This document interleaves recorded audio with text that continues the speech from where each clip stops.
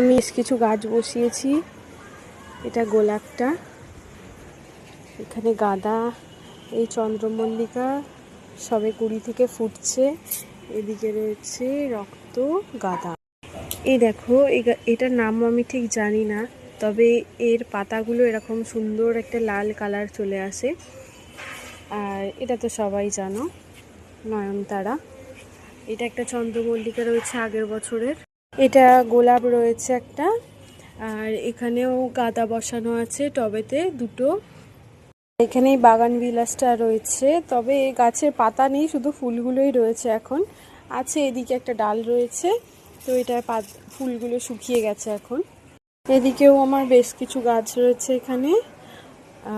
সব থেকে ভালো দেখো, এটা দূর থেকেই কত সুন্দর লাগছে। এখানেও একটা আছে, এই একই কোলিয়াসের অন্য ভ্যারাইটিস এটা।